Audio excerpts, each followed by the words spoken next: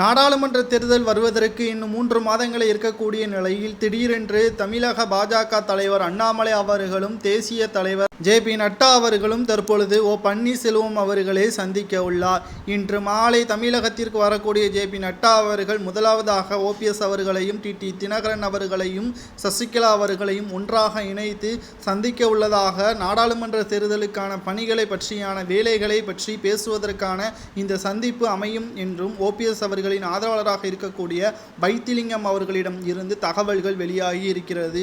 இது மிகப்பெரிய ஒரு எதிர்ப்பு எடப்பாடி பழனிசாமிற்கு அமையும் என்றும் மிகப்பெரிய ஒரு பாதிப்பாகவும் இது அமையும் என்றும் எதிர்பார்க்கப்படுகிறது.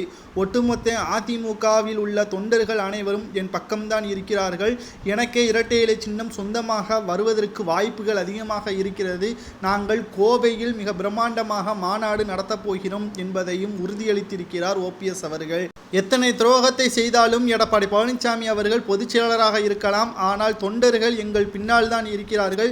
அதை உண்மையில் நாங்கள் நிரூபணமாக்குவதற்கு மிக பிரம்மாண்டமாக கோவையில் நாங்கள் மாநாடை நடத்தப் போகிறோம் என்பதையும் ஜே.பி. நட்டா அவர்களின் சந்திப்பிற்கு பிறகு இதை பற்றியான அதிகாரப்பூர்வமான அறிவிப்புகளை வெளியிடுவோம் என்று ஓபிஎஸ் அவர்களின் ஆதரவாளராக இருக்கக்கூடிய வைத்திலிங்கம் அவர்கள் கூறியுள்ளார்.